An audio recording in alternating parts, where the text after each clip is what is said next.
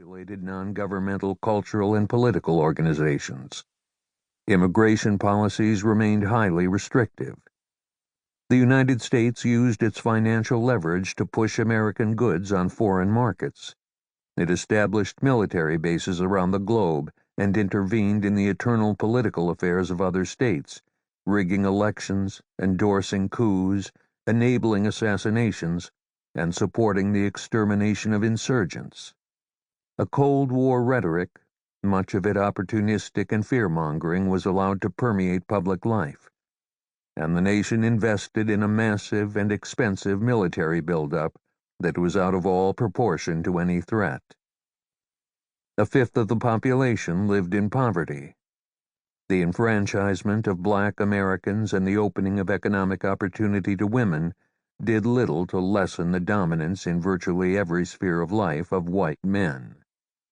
A spirit of American exceptionalism was widespread, as was a quasi-official belief in something called the American way of life, based on an image of normativity that was, to put it mildly, not inclusive.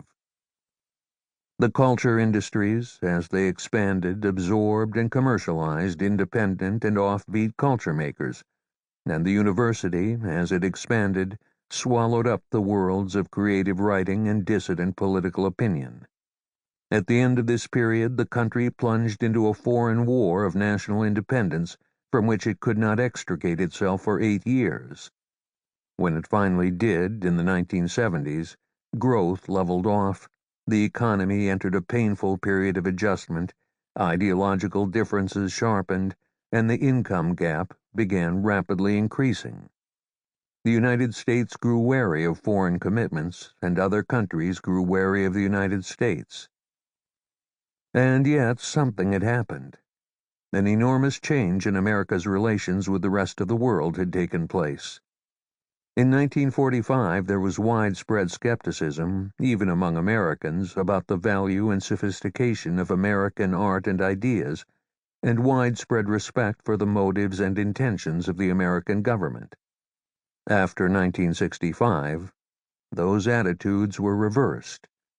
The United States lost political credibility, but it had moved from the periphery to the center of an increasing international artistic and intellectual life. Cultures get transformed, not deliberately or programmatically, but by the unpredictable effects of social, political, and technological change, and by random acts of cross-pollination.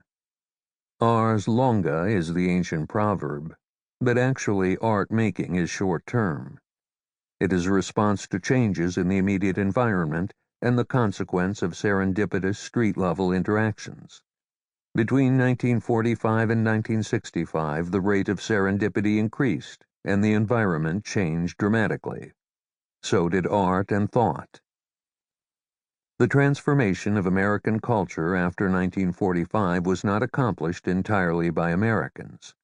It came about through exchanges with thinkers and artists from around the world, from the British Isles, France, Germany, and Italy, from Mexico, Canada, and the Caribbean, from decolonizing states in Africa and Asia, from India and Japan. Some of these people were émigrés and exiles, in one case a fugitive, and some never visited. Many of the American artists and writers were themselves the children of immigrants. Even in an era of restrictive immigration policies and geopolitical tensions, art and ideas got around. The artistic and intellectual culture that emerged in the United States after the Second World War was not an American product. It was the product of the free world. This is not a book about the cultural Cold War, the use of cultural diplomacy as an instrument of foreign policy, and it is not a book about Cold War culture, art and ideas as reflections of Cold War ideology and conditions. It is about an exceptionally rapid and exciting period of cultural change, in which the existence of the Cold War was a constant, but only one of many contexts. I had 2 reasons for writing the book.